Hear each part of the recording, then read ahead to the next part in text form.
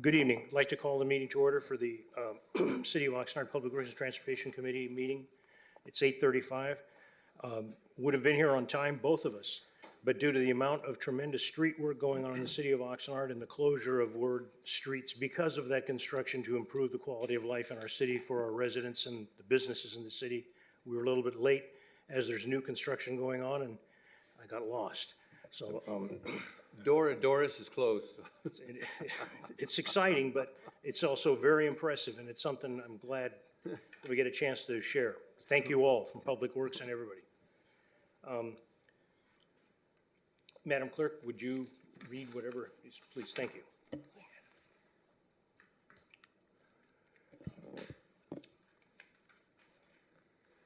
Member Zaragoza. Here. Chair Perello. Here.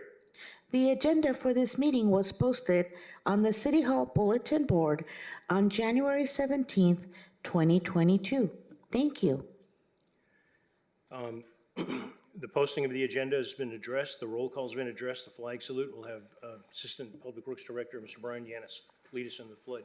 And take a moment of silence for the insanity that's going on with the homicides, please. Hand over heart, ready, begin. Pledge allegiance to the flag To the flag of the United States of America, and to the republic for which it stands, one nation, under God, indivisible, with liberty and justice for all.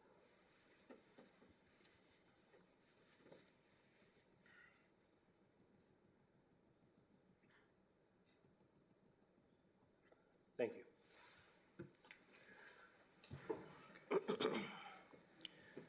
Madam Clerk, do we have any public comments, either in person or on the call-in? Chair Perello, we do not have any speakers virtually or in person for this item. Thank you very much. First item of business, the next item of business is consent agenda. We have the City Clerk's Department, approval of the minutes, the recommendation that the Public Works and Transportation Committee approve the minutes for December 13th, 2022 regarding the regular meeting as presented. Do we have any speakers on this item? Chair Perello, we do not have any speakers virtually or in person for this item. Thank you.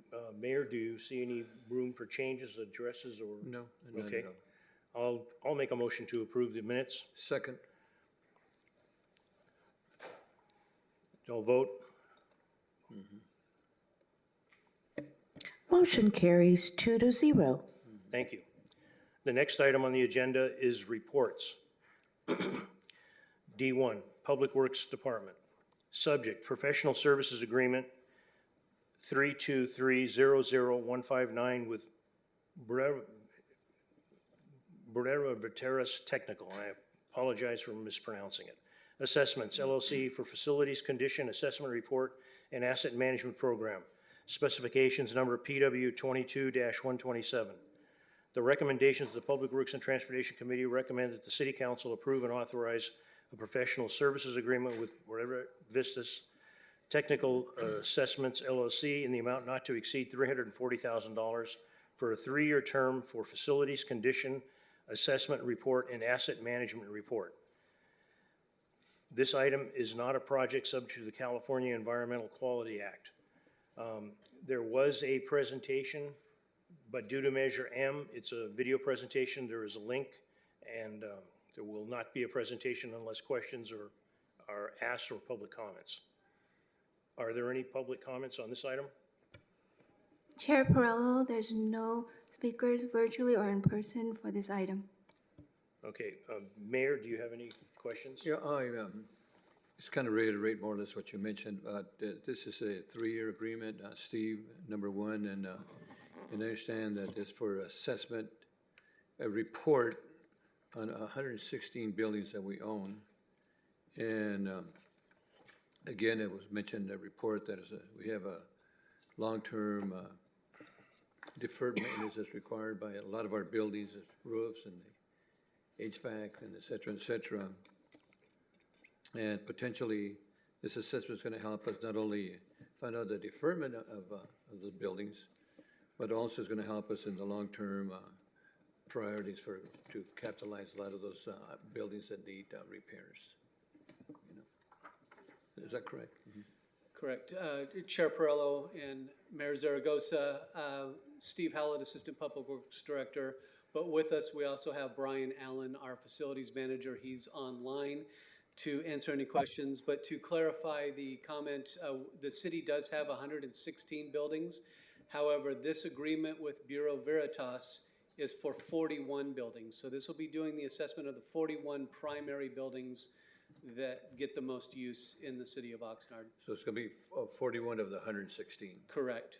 This counts, the 116 accounts for buildings, just all buildings that the city owns. So these could be under housing, they could be a rental property. So there's various categories, the restrooms in the parks. So this is the 41 primary buildings that are used throughout the city. Okay, thank you. Thank you very much, Mr. Howlett. A few questions I have. Start with the 41 out of 116. How was a determination made to check the 41 out of the 116 over this 3-year period? Again, it was to look at the buildings that are the primary focus of what's used. We do intend on doing all 116 or whatever the count is as we move through, because we assume that some properties will be added and removed from our current inventory just based on their usage. But at this time, we'll start with the 41. So, and the list was provided as part of Yes, the attachments as well. and thank you for that. So it's a very good report. One question I have, a definition of a word. On the background report, on the 1, 2, 3, 4, 5, the 5th line, there is a word called gap, G-A-P, and it's used in this context. Therefore, the city needs specialized consulting services to develop a gap assessment management of each program. And it continues on. What do we mean by the word gap? Thank you, Chair Perillo. Brian Allen, are you available to comment on this? I am. Good evening, everyone. Can everyone hear me? Yes. Yes. Can you hear in the audience? Okay. Heads are nodding. Okay. The GAP is an assessment assessing the performance of all of the buildings to determine if they are meeting the requirements of the occupants, and then what are the next steps that we should do if they're not. So it's a measuring tool, a measuring stick. So that's what that gap analysis is referring to. Okay, thank you very much for the explanation. I would make a recommendation, if we do this again, and we're gonna use a word that I don't see defined, and maybe it is, I could be mistaken, that we define what the word is, but thank you for that explanation. The second question I have, of these 41 that we're gonna check, we take 116, remove 41. The remainder, what is the expectations of degradation over this, because we'll be coming back to do a second program for this in a 3-year period. What is the expectation of the degradation? And for those watching, and I know my fellow member, Mayor Zaragoza, understands, these are being done because there has been due to the situations the city has been in the past, this hasn't been done in some time, and so there's deferred maintenance. And we're looking to see which is the ones we need to jump on to take care of that deferred maintenance to bring them up to the quality the city of Oxnard deserves. Correct, Chair Perillo. This, it becomes a discussion of the life cycle of the various assets for these facilities. So you look at a facility as a whole, but then you look at the components of that facility. So we have the HVAC, the mechanical, the plumbing. All of these individual components have various life cycles. And so when we talk about the degradation, what is the life expectancy of that asset?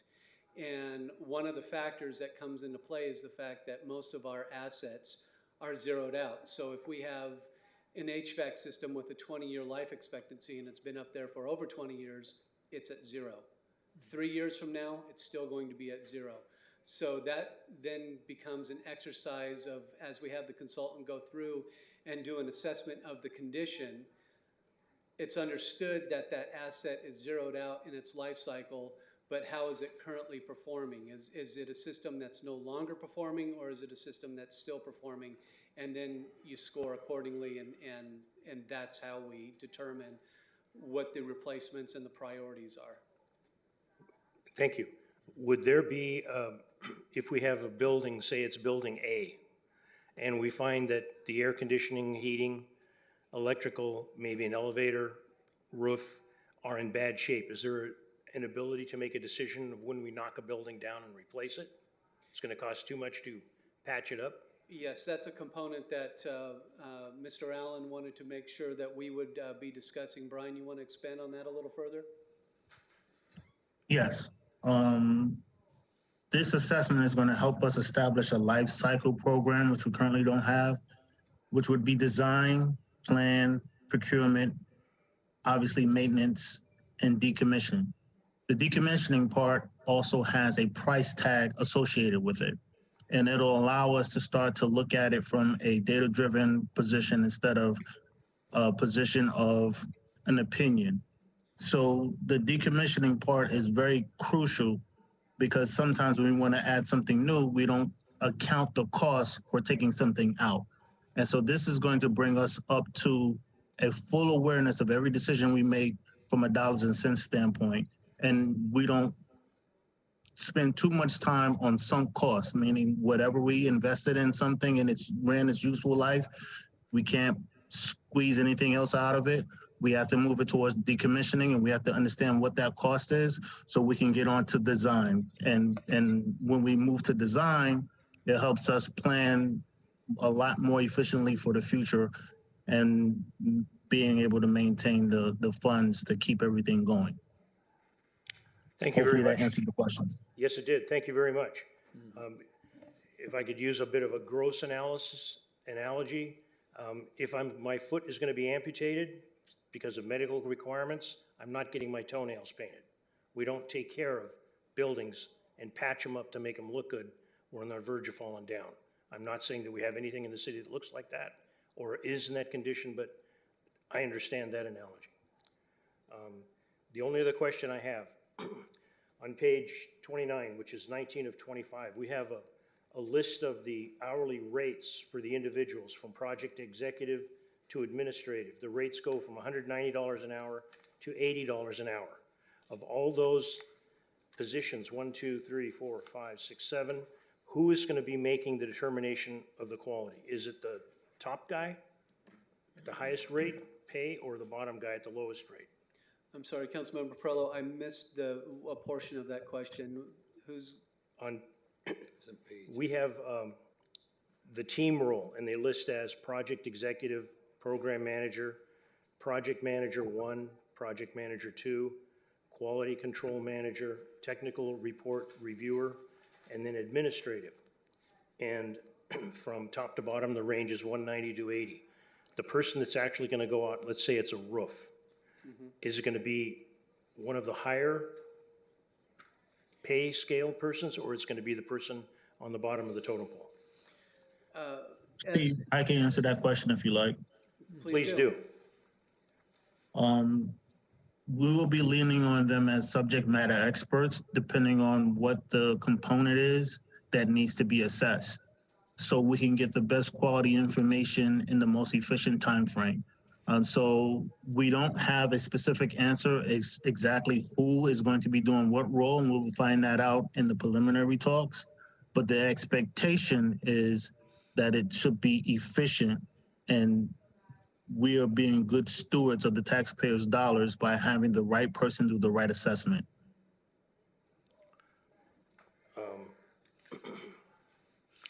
Mr. Wolf and Mr. Nguyen, Yeah, I want to. we need to copy this gentleman's thing, stewards of the taxpayer's dollar.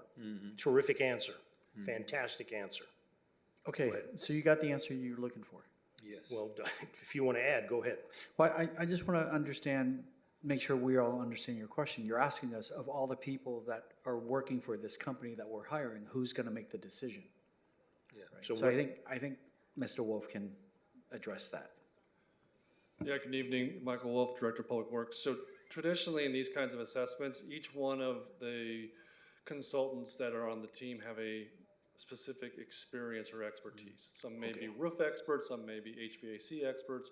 So to say which person is going to make the decision, it's actually whoever is has the most experience and expertise in that. It's usually at the project manager level. It's not the person writing the draft report.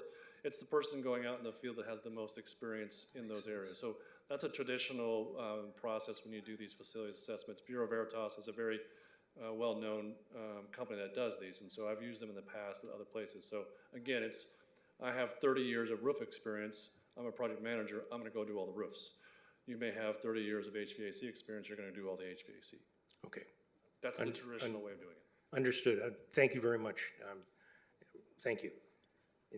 No, that makes sense. Thank you. Okay, and there's no, Madam, no other callers? Chair Perrello, there's no additional or no speakers for this item. Okay, thank you very much. Just need a motion to approve? Yeah, Motion to approve? I'll second that. Please vote.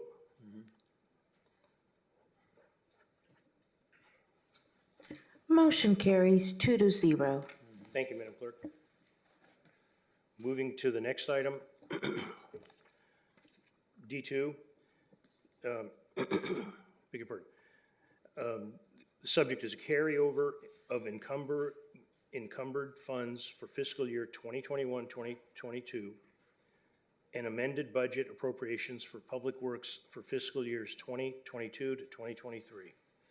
The recommendation, it's a three-part recommendation, that the Public Works and Transportation Committee recommend that the City Council approve, number one, the carryover of encumbered funds from fiscal year 2021-2022 to fiscal year 2022 to 2023 from available fund balances in the amount of A, $957,184 to the general fund, 101. B, $232,001 to the wastewater fund, Fund 611. And C, $115,181 to the Environmental Resources Fund, Fund 631, due to supply chain delays.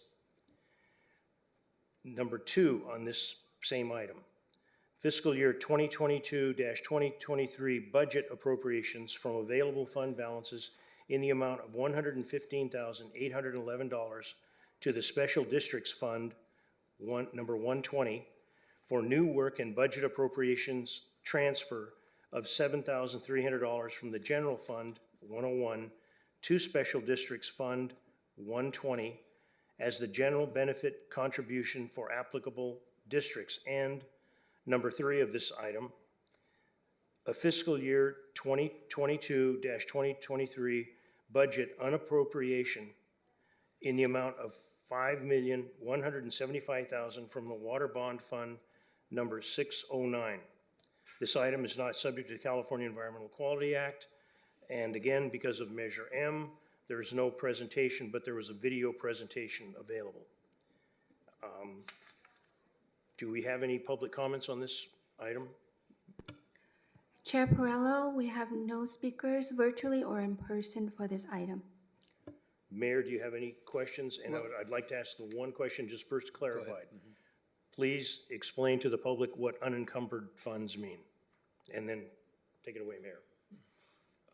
Good evening again, Michael Wolf, Director of Public Works. So the term unencumbered means it's not marked or identified to be used. So when if funds are encumbered, then we can also unencumber them, meaning take away that marking of what it's for. So when we say we want to unencumber these funds, they may be tied to a purchase order, they may be tied to a task order, and so when we say we want to unencumber them, it means we're not going to do that work with that money.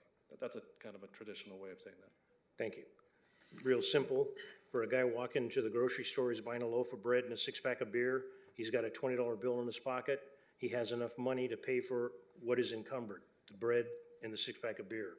Whatever's left over, we could say that's unencumbered.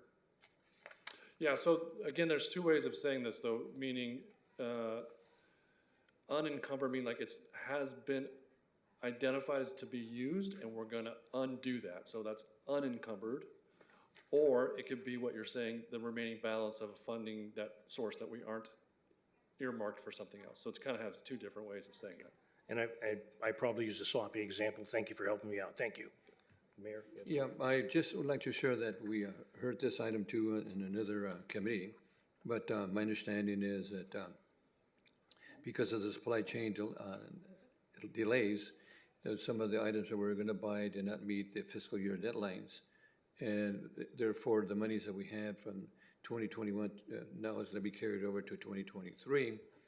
And we had some equipment that was purchased for streets and parks, and also monies that were gonna be transferred to the LMDs that did not meet that deadline. So consequently, that money is gonna be transferred to be used for the 22-23.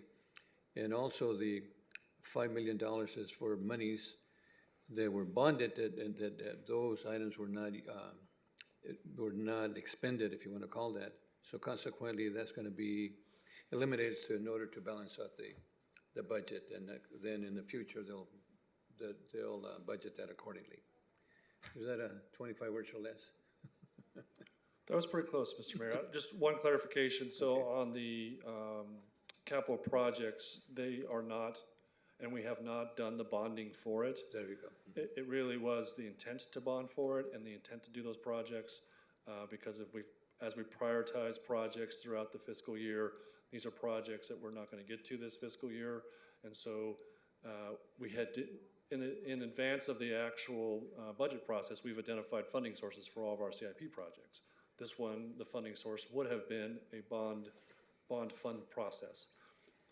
And since we're not getting to the project this year, we want to make sure it's clear that, one, we didn't bond for it, and two, there's actually not going to be any revenue from that bond until we do it. And so that's why we're just making this cleanup in terms of taking that $5 million off the books, if you will. It's more of a administrative cleanup process. And Mr. Chair, too, the $7,300 that's gonna go back to the special districts for a general benefit of contributions for those particular districts too. That's $7,300. There's some money's going to the LMDs and then also to the special districts, correct? Right, so that portion of the recommendation is specific to items that come up in the middle of the fiscal year. So as you can imagine, if we knew exactly what was gonna break or otherwise needed work throughout 12 months, we'd be buying a lot of lottery tickets, but we don't. So we have to plan for what we think is gonna happen, right? And we plan that 15 months in advance. And so as we get into the fiscal year, actually after the budget is approved, we find out, well, maybe there's a broken fence or something we didn't know about. So it happens in the middle of the fiscal year. We don't want to keep some of those things not completed because they may be safety issues. And so in the middle of the fiscal year, we assess, okay, well, this thing came about, we didn't know about it, or maybe we didn't plan for it. And so this last item, the second item, is about things like that. The fence is broken, we want to repair it. We didn't have the budget for it, but there's funds in the fund balance available for this, so we're recommending appropriating those funds out of those specific fund balances to pay for that kind of work that we didn't either know or plan for. And because it's a special district, because it's a landscape maintenance assessment district, per our engineer's report, we have a portion of our work that is required to be a general benefit contribution and not paid as part of the assessment. So that's that $7,300. It's the general benefit portion of all that work that we're doing in those different districts. Let's see, thank you. If maybe the city attorney or the city manager could address this. This is something that we do to let the public know what's going on. Is this a common practice that communities address the unencumbered funds at a public meeting, or is it just something that takes place normally in business? This is just a matter of trying to be more transparent? I would say this is the best practice. So there's best practice.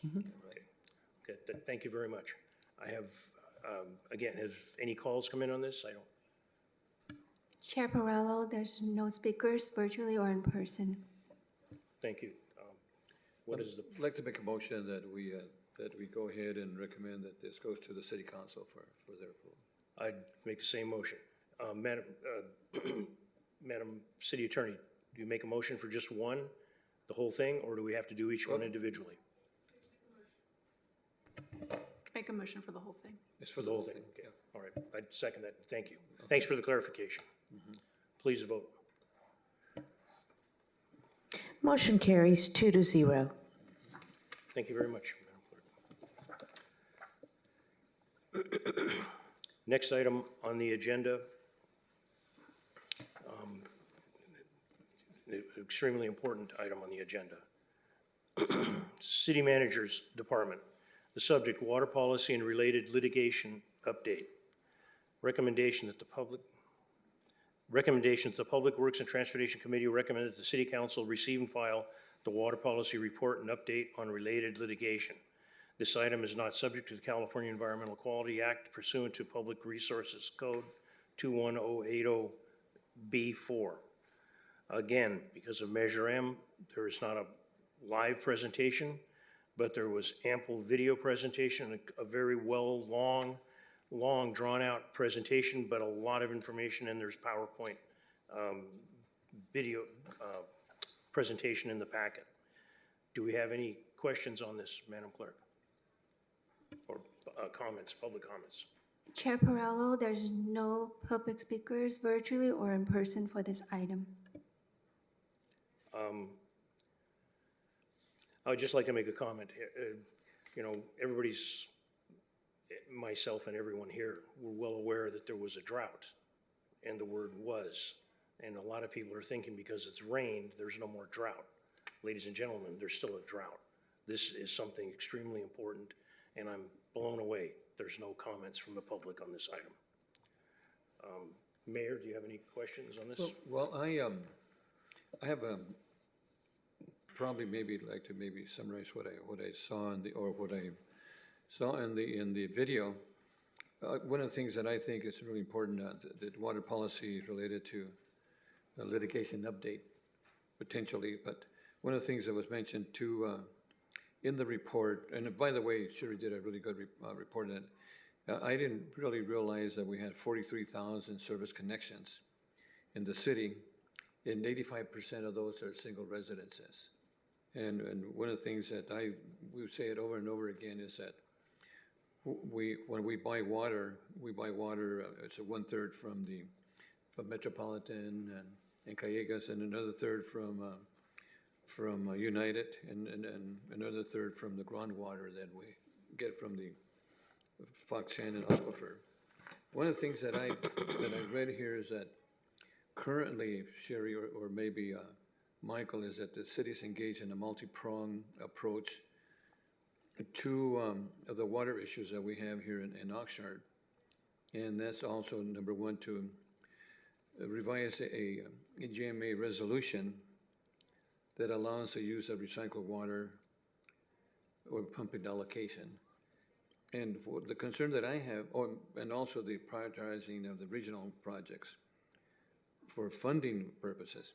But the thing that really I read in this report was that in this resolution, that the city, for 1 acre-foot of groundwater that's allocated to us, we can then have to, let me back up a little bit to see if I got this correct. For 1 acre-foot of water that we use in this resolution, in order to be able to get our credits, we have to have 1 recycled acre-foot of water. Is that correct? Can you explain that a little bit more to me? Sure. Mayor, thank you. Yeah. Sherry Klima, Deputy City Manager. Rather than paying full cash for the recycled water, the alternative that some of our customers have is that they can pay partially in cash and partially in what's called a pump back allocation. So they transfer their water pumping allocation to us, and then they can pay less cash, and the goal is for us to be able to use that. But as you can see in the report, we are restricted in our use of that account right now.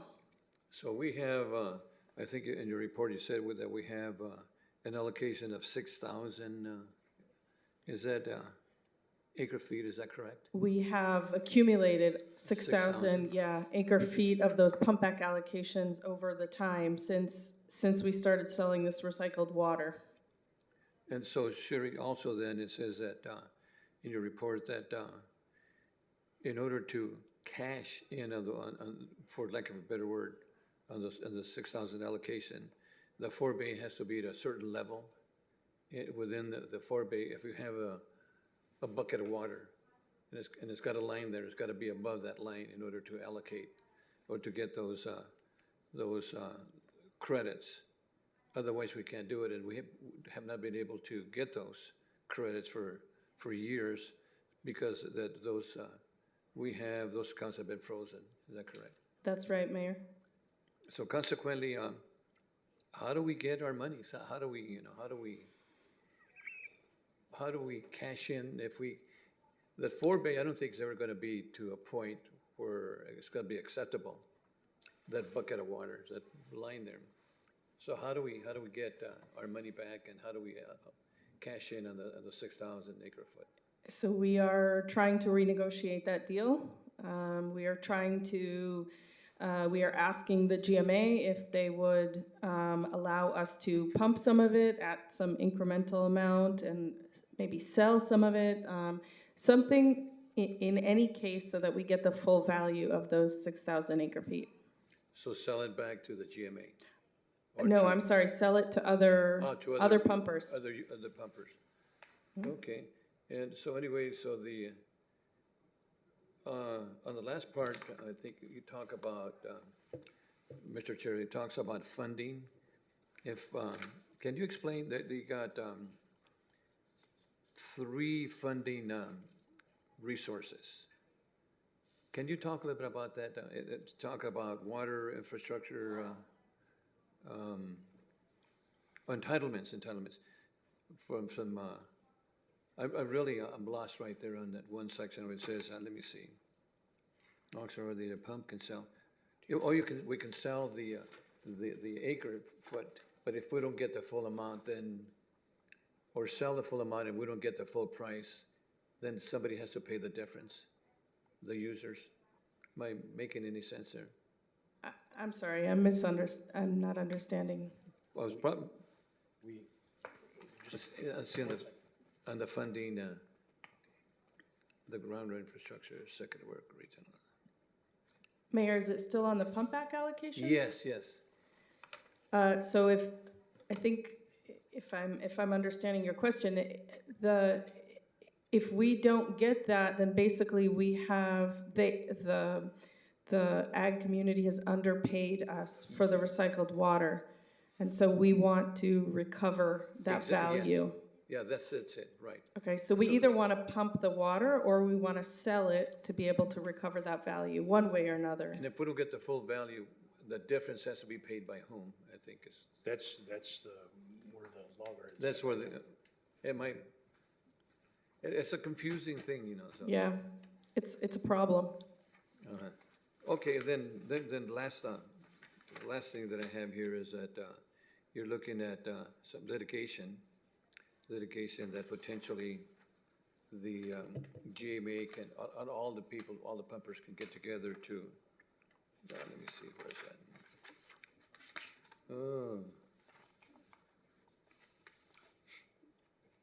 Remember, that's when I told you if Jeff Pratt was gonna help us out.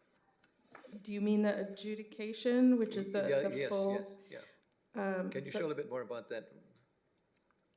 I'm sorry if it be so ambiguous, but I'm just trying to clear this up because it's such a These are great issue. Questions. I'll turn to the Assistant City Attorney.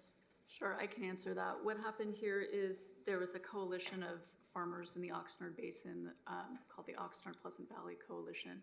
They filed a groundwater adjudication matter, and it was moved up to Santa Barbara Superior Court, and they are asking a judge to implement a system where everybody's water rights are determined, and then you will have like a series of geologists and hydrologists determine what the basin health should be and what appropriate allocations for all the groundwater pumpers in the area should be, and then on top of that, they're going to determine future ramp downs or how much less people are able to pump in the future. So that will be basin-wide. It's going to affect every city and well and agricultural pumper in the area. Do you have any other questions for me on that? So the adjudication is really something we don't want to see, is that correct? I'm sorry, can you say that again? I missed it. It's adjudication, something we do not want to see. It's gonna be a very long process. It could take upwards Years. of a decade. Yeah, they're very complicated. It's probably something that is needed since the basin is in overdraft, and it has been for a long time. So there will be a resolution one way or another, but there's no way for Oxnard to not be in this. We have to be in it and fight vigorously to defend our water rights. Thank you for a good explanation. Sorry for confusing this. I just wrote some notes here, and it's just a very complex, but it's a very, very good report, by the way. Thank you. Thank you, Mr. Chair. Number one, we're very good in position to have the staff that we have that work for the city of Oxnard on this. And the staff has hired outside attorneys that are doing a very good job for us. The mayor's analogy of the bucket with a line in it, that's a very good description. Because I don't think there's anybody in this room that we'll use the number 6,000, say it's $6,000. You put $6,000 in the bank, you expect to be able to go to the bank and pull your $6,000 out. You don't expect them to say, well, if the sun is at a certain time and it's a certain day of the month and everything else, you can pull the money out. But the city of Oxnard is in that spot. The state is involved because of the overdrafting of the groundwater, of the potential state coming in and adjudicating all the water sources on the Oxnard Plains. And so this agencies are in discussions, arguments, negotiations to try to straighten this, to try to address the issue of somebody having, for example, that I used $6,000 in the bank and now nobody will let me get the money out. But if I can't get the money out, then I should be able to transfer the $6,000. Say I have a kid and I want him $6,000, he wants to go to school. I can't even do that. We're looking to do the best we can for the public. The reason that we end up with the 6,000, please correct me if I'm getting a little off here. We created a water reclamation system, recycling, to create something. We did not have a market for it until these individuals started to buy the water, the ag users, and the golf course. And so in being able to sell the water, we're not able to recover the full, we have members of the public that are always asking us, recover the full cost of manufacturing that water. So we have been able to we've set a price, but as part of the price, the people that are buying the water have to give us some of the credits that some of their rights to pump water out of the ground. And that's how we are accumulating these 6,000 credits. Is that, if you can do a better job of explaining, please do. Chair, I think you explained it very well. I don't know, I started with the city in 2016, so I don't know before that why this system was set up, but I do know that the recycled water agreement allows them to either pay cash, full cash, or they can pay partially cash and partially pump back credits. Those pump back allocations should be worth the value, in addition to the extra cash, of that recycled water. So the problem, they are not underpaying us. The problem is that, as you noted, the bank account is frozen. So the account from which we are being paid, we cannot use. Okay, and then with respect to the bank and the bucket with a line in it, the short term, that bucket and the line and whatever the water in the bucket is not going to reach that line.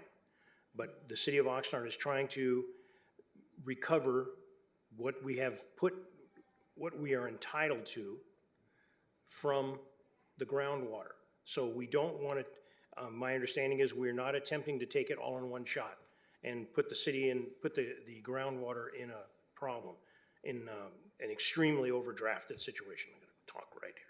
An extremely overdrafted situation. We would want to take it out a little at a time, and if we didn't need it, also have the ability to sell it to somebody else that is in dire need of the water. And so far, we've not been able to do that.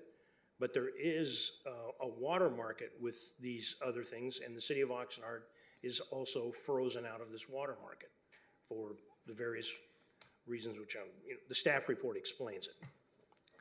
So, Chair, you're absolutely right. we don't want to cause damage to that basin, certainly, so we don't want to pump. And excuse me, the reason we don't want to cause damage to the basin, it would hurt us too. Sure. I mean, we can't cut our nose off to spite our face. That would be insanity. Correct. Okay. So we certainly don't want to cause damage to the basin. So when we were first looking at this, we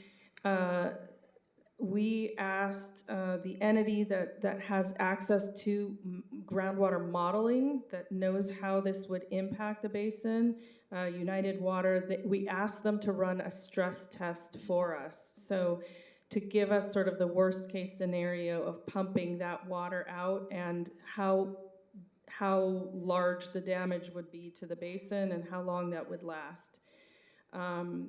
So they ran that stress test, that came out, and we have scaled it back since then too. So we are asking to be able to utilize or sell it incrementally over time, as you noted, so that there is not damage to the basin. So we think that this is a good compromise because it doesn't cause damage to the basin, and at the same time, we can get the full value of our 6,000 acre feet.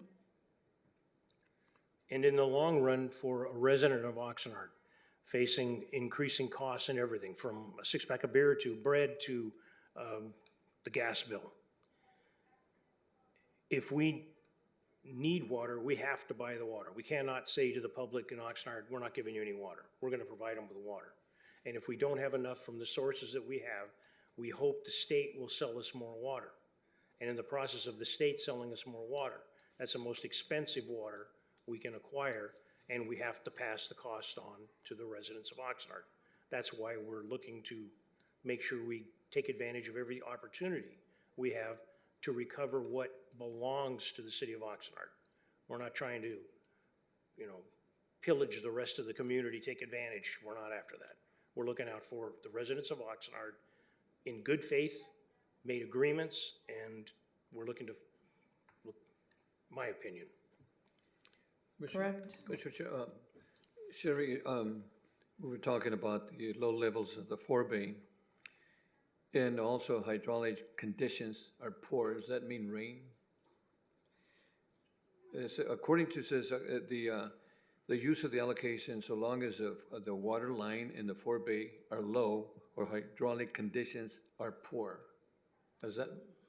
So it's not specific to rain, so hydraulic is a very technical term in terms of a lot of different aspects of water and fluid. So it's not a rain comment. Okay, that's the right one. It's the hydraulic, so it's anything to do with the water analysis, not just the rain.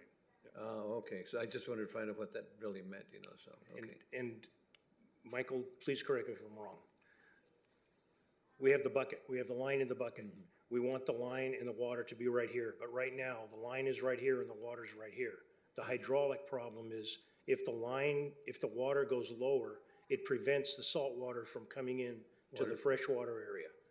There's a combat between the fresh and the salt water, and the less fresh water we have in the aquifer, the more pressure we lose to the salt water. Right, so that's that whole definition of hydraulic. So as you were explaining, there is what's called flux. That's the influence of seawater into our groundwater basin. It's a measurement of force, if you will.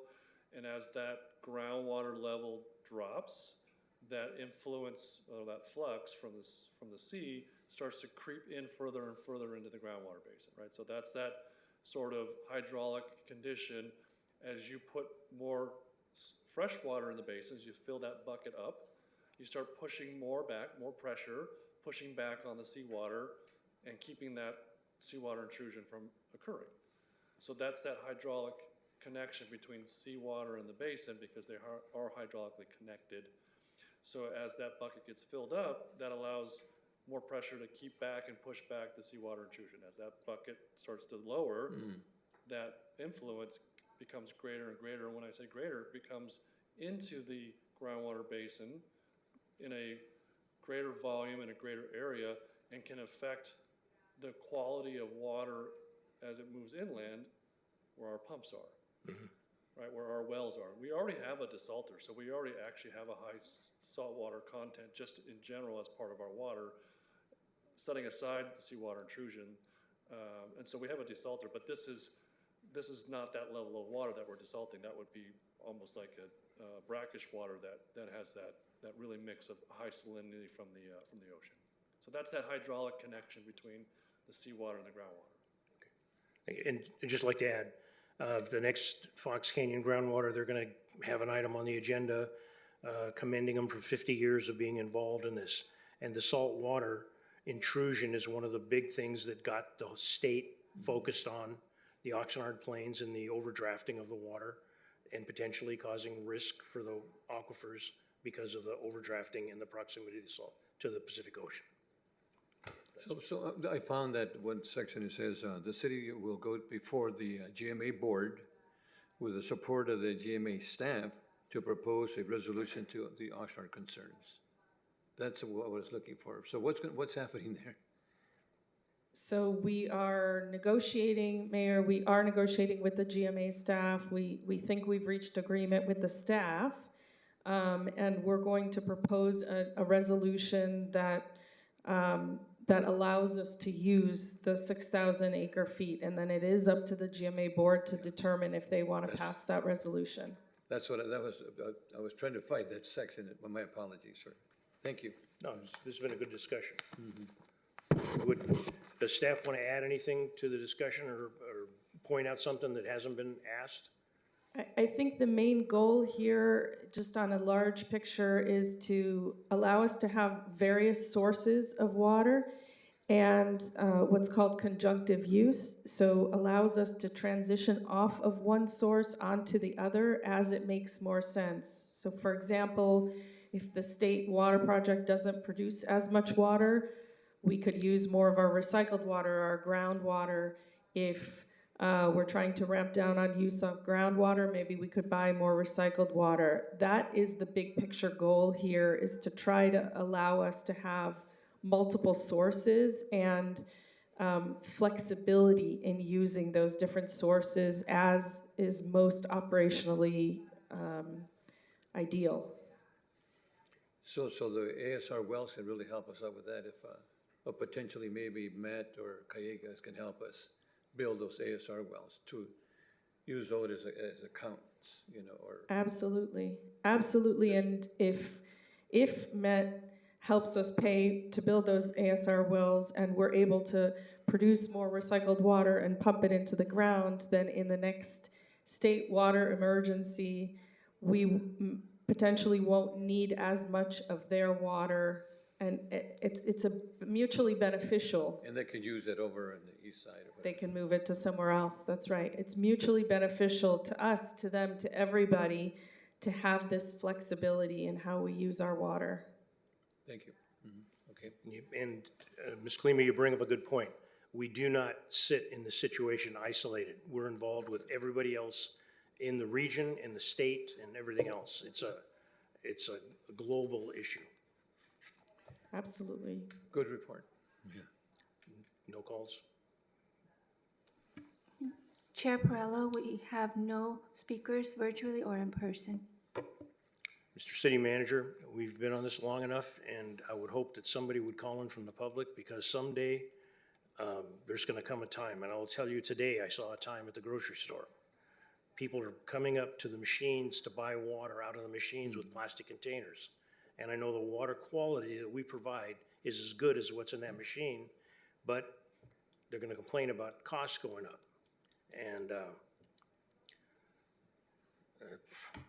okay, I'd make a motion to approve this item, and, Okay, I'll second it. okay.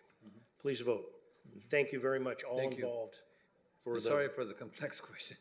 It's hard to understand. Motion carries 2-0. Thank you. Next item on the agenda, do you have any suggestions for future items on the agenda? No, sir. No. I do not either. With that, I want to thank everybody, and I want to thank the Public Works Department. The presentation, the outcomes consultant, it's been a good meeting. Thank you very much. And Sherry, thank you for excellent presentation, staff and our city manager and county council. Thank you. City Attorney also, thanks for answering the questions. Meeting's adjourned. I said county council city. Yeah, don't leave.